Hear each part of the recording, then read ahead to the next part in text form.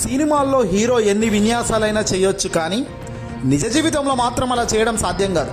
అయితే ఆంధ్రప్రదేశ్ ఉప ముఖ్యమంత్రి పవన్ కళ్యాణ్కు సినిమా నిజ జీవితంలో మధ్య తేడా పెద్దగా తెలిసినట్లు కనిపించడం లేదు. లేదంటే అతడిది ఓవర్ యాక్షన్ అయినా అయి ఉండాలి. కాదంటే అనుభవరాహిత్యమా, కక్ష సాధింప? ఈ మాటలన్నీ అనాల్సి వచ్చేందుకు కారణం పవన్ కళ్యాణ్ ఇటీవల ఢిల్లీ పర్యటన. ఇందులో ఆయన దేశ ప్రధాని నరేంద్ర మోదీ గారితో పాటు కేంద్ర మంత్రులను కూడా కలవడం జరిగింది. మర్యాదపూర్వకంగానో తాను నిర్వహిస్తున్న మంత్రిత్వ శాఖకు సంబంధించిన వారితోనో కలిస్తే సమస్య లేదు, కానీ రాజకీయ విశ్లేషకులు ఒకంత ఆశ్చర్యానికి గురయ్యేలా ఆయన ఎవరెవరినో కలిసి వచ్చారు. పవన్ కళ్యాణ్ తన ఢిల్లీ పర్యటన ద్వారా తాను చంద్రబాబు ఒకటేనని చెప్పదలుచుకున్నట్టుగా క్లియర్గా కనబడుతుంది. ఢిల్లీలో చంద్రబాబు కంటే తన మాటకే ఎక్కువ విలువ, పలుకుబడి ఉన్నట్లుగా కలరింగ్ ఇచ్చే ప్రయత్నము జరిగిందని ఇక్కడ విశ్లేషకులు అంటున్నారు. ఢిల్లీ నుంచి వచ్చిన వెంటనే కాకినాడ పోర్టును సందర్శించిన వైన్యం, అక్కడ ఆయన చేసిన షో కూడా అందులో ఒక భాగం కావచ్చు. బీజేపీ పెద్దలు చేసిన సూచనల మేరకే పవన్ కళ్యాణ్ తనకు పవర్ ఉందని ప్రజలకు నమ్మించేందుకు పోర్టు వద్దకు వెళ్లారని, అధికారులపై ఆగ్రహం వ్యక్తం చేసి తనకంటే సీనియర్ అయిన టీడీపీ ఎమ్మెల్యే మనవుడి వనమాడి వెంకటేశ్వరరావును కూడా కొంత కించపరిచేలా వ్యవహరించారని కొందరు ఇప్పుడు అభిప్రాయపడుతున్నారు. ఈ కార్యక్రమంలో ఆంధ్రప్రదేశ్లో కూటమి ప్రభుత్వ వైఫల్యాలను ఆయన చెప్పకనే చెబుతూ పోతున్నాడు. వాస్తవానికి పవన్ కళ్యాణ్ డిప్యూటీ సీఎం హోదాలో ఉన్నారు. టీడీపీ, జనసేన, బీజేపీ, ఎన్డీఏ సర్కార్ వీళ్ళంతా కూడా కలిస్తే కూటమి గట్టి అధికారంలోకి వచ్చారు. కానీ ఆయన మాత్రం కూటమి ప్రభుత్వ వైఫల్యాలను ఏరి చూపించే ప్రయత్నం చేస్తున్నారు పవన్. ఆ రకంగా చంద్రబాబు ప్రభుత్వాన్ని గబ్బు పట్టిస్తూనే మరోవైపు ఆ గబ్బు తనకు సంబంధం లేదన్నట్లుగా పవన్ కళ్యాణ్ నటిస్తున్నారా అన్న సందేహం కూడా రాకమానదు. చంద్రబాబు సమక్షంలో అతి విన్యాయం, అతి విధేయత చూపుతూ అవసరానికి మించి ఆయన్ను పొగిడే పవన్ కళ్యాణ్ బయట మాత్రం తానే సూపర్ సీఎం అనిపించుకోవాలని తాపత్రయపడుతున్నారా అన్న సంశయం వస్తుంది. చంద్రబాబు కుమారుడు మంత్రి నారా లోకేష్ ప్రభుత్వంలో మొత్తం పెత్తనం చేస్తున్నారని అంతా అనుకుంటున్న సమయంలో తాను కూడా పవర్లో ఉన్నానని చెప్పుకోవడానికి పవన్ ఎన్నో తంటాలు పడ్డారా అన్న ప్రశ్న వస్తుంది. మరో సంగతి ఏంటంటే పోర్టు యాజమాన్యంపై ఉన్న కక్ష తీర్చుకోవడానికి అక్కడికి వెళ్ళి ఉండవచ్చునేమో అంటున్నారు. మరుసటి రోజు పోర్టును నిర్వహిస్తున్న అరబిందో సంస్థపై మంత్రి నాదెండ్ల మనోహర్ తీవ్ర ఆరోపణలు చేయడమే ఇందుకు నిదర్శనం. కాకినాడ పోర్టు వద్ద సుమారు 640 టన్నుల రేషన్ బియ్యం అక్రమ రవాణా అవుతుందని జిల్లా కలెక్టర్ గుర్తించి స్వాధీనం చేసుకుంటే పవన్ కళ్యాణ్ వెళ్ళాక మళ్ళీ సీజ్ చేసినట్లు చూపే ప్రయత్నం ఎందుకు? కలరింగ్ కాదా?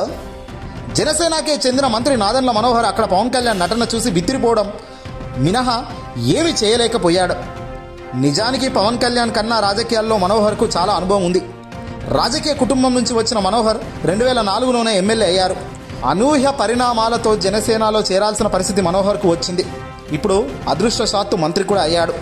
కానీ పవన్ కళ్యాణ్ తీరుతో ఆయన బిక్కిచచ్చినట్లుగా నిలబడిపోయారా అన్న భావన కలిగిపోతుంది. నాదెండ్ల మనోహర్ ఇప్పటికీ పలుమార్లు కాకినాడ వెళ్లి పోర్టు ద్వారా అక్రమ ఎగుమతి అయ్యే రేషన్ బియ్యం గురించి పలుమార్లు మాట్లాడారు.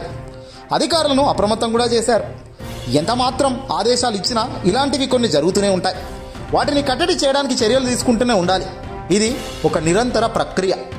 పవన్ కళ్యాణ్ పౌర సరఫరాల శాఖలో వేలు పెట్టి ఇలా గెలకడం అంటే నాదెండ్ల మనోహర్ను ఒక రకంగా అవమానించినట్లే అవుతుందేమో. వైసీపీ మాజీ ఎమ్మెల్యే ద్వారంపూడి చంద్రశేఖర్ రెడ్డిపై ఉన్న ద్వేషంతో కూడా పవన్ కళ్యాణ్ ఇదంతా చేస్తున్నారని అందరికీ తెలుసు. పవన్ కళ్యాణ్ ఈగోను సంతృప్తి పరచడానికి మంత్రి మనోహర్ తన వంతు ప్రయత్నం చేశారు. కానీ ద్వారంపూడి అసలు బియ్యం ఎగుమతి వ్యాపారం నుంచే తప్పుకోవడంతో వీరికి దొరకడం లేదని అంటున్నారు. ఆ ఫ్రస్ట్రేషన్లో నేరుగా ఆ విషయం చెప్పలేక పవన్ కళ్యాణ్ ఇష్టం వచ్చినట్లు మాట్లాడినట్టు అనిపిస్తుంది. కాకినాడ పోర్టులో కొన్ని దశాబ్దాలుగా కార్యకలాపాలు సాగిపోతున్నాయి. అక్కడ ఎప్పుడూ తీవ్రమైన నేరాలు జరిగిన ఫిర్యాదులు లేవు. ఆ మాటకు వస్తే విశాఖ ఓడరేపుకు శాసనసభ ఎన్నికలకు ముందు 25,000 క్వింటళ్ల మేర మాదక ద్రవ్యాలు వచ్చాయన్న వార్త పెద్ద ఎత్తున కలకలం రేపింది. ఆ కేసు ఏమైందో ఇప్పటికీ తెలియదు. దీనిపై పవన్ కళ్యాణ్ ఎన్నడూ నోరు విప్పలేదు. అక్కడకు వెళ్ళలేదు. ప్రశాంతంగా ఉండి కాకినాడ వెళ్లి రచ్చ చేసి వచ్చారు. తత్ఫలితంగా కాకినాడ పవన్ కళ్యాణ్ ఓడరేపు విశ్వసనీయతను దెబ్బతీశారు. తిరుమల లడ్డూపై చంద్రబాబు నాయుడుతో పాటు పవన్ కళ్యాణ్ పిచ్చి ఆరోపణలు చేసి ఆ దేవాలయం యొక్క ప్రతిష్టతను, పవిత్రతను పూర్తిగా దెబ్బతీశారన్న విమర్శలు ఇప్పటికీ ఉన్నాయి. ఇప్పుడు కాకినాడ ఓడరేపు వంతు వచ్చింది. పవన్ కళ్యాణ్ కాకినాడ పోర్టు స్మగ్లర్లు అడ్డాగా ఉందని, బియ్యం తరలించే మార్గంలో ఆయుధాలు తేలేరా అంటూ అనుచిత వ్యాఖ్యలు చేశారు. ఉగ్రవాదులు చొరబడితే పరిస్థితి ఏమిటి అని ఆయన ప్రశ్నించారు. ఈ విషయాన్ని కేంద్ర హోంమంత్రి ప్రధాన కార్యాలయం దృష్టికి తీసుకెళ్తానని చెప్పిన ఆయన కీలకమైన సమాచారం ఏదైనా ఉంటే నేరుగా కేంద్రానికి తెలియజేసి చర్యలు తీసుకోవాలి తప్ప ఇలా బాధ్యత లేకుండా మాట్లాడడం ఏంటో అని పలువురు వ్యాఖ్యానిస్తున్నారు. పోర్టుల్లో కేంద్ర ప్రభుత్వానికి చెందిన సెక్యూరిటీ దళాలు సముద్రంలో నిరంతరం కాపలా కాస్తుంటాయి. ఈ విషయం పవన్కు తెలియదా? బియ్యం లేదా మరో సామాగ్రి అక్రమంగా ఎగుమతి అవ్వడం వేరు, ఏకంగా ఆయుధాలు రావడం, ఉగ్రవాదులు చొరబడ్డం వేరు. ఈ సంగతులు ఏవి కేంద్రానికి తెలియనన్నట్టుగా పవన్ కళ్యాణ్ మాట్లాడి దేశ ప్రధాని నరేంద్ర మోదీ, హోంమంత్రి అమిత్ షా, రక్షణ మంత్రి రాజ్నాథ్ సింగ్ల పరువులు తీసినట్లు అనిపిస్తుంది. ఒడరేపుల కొన్ని అక్రమ కార్యకలాపాలు జరుగుతుండొచ్చు. నిర్దిష్ట సమాచారంతో సంబంధిత నేరగాళ్లను పట్టుకుంటారు. ఉదాహరణకు గుజరాత్లోని ముద్రా రేవులో పలుమార్లు డ్రగ్స్ పట్టుబడ్డాయి. కస్టమ్స్ సిబ్బంది పట్టుకున్నారు. ఆ మాటకు వస్తే దేశంలో పలు విమానాశ్రయాల్లో కూడా బంగారం, ఇతర వస్తువులు కొన్ని అక్రమంగా దిగుమతి అవుతుంటే అధికారులు పట్టుకుంటున్నారు. అయినా జాగ్రత్తలు చెప్పడం వేరు, మన ప్రతిష్టతను మనమే దెబ్బతీసుకోవడం వేరు. పవన్ కళ్యాణ్ చెప్పింది ఎలా ఉందంటే, కాకినాడ వద్ద అంతా ఫ్రీగా ఉన్నట్లుగా, రక్షణే లేనట్లుగా, ఉగ్రవాదులు ఎవరైనా చొరబడే అవకాశం ఉందన్న సమాచారం ఇచ్చినట్లుగా ఉంది.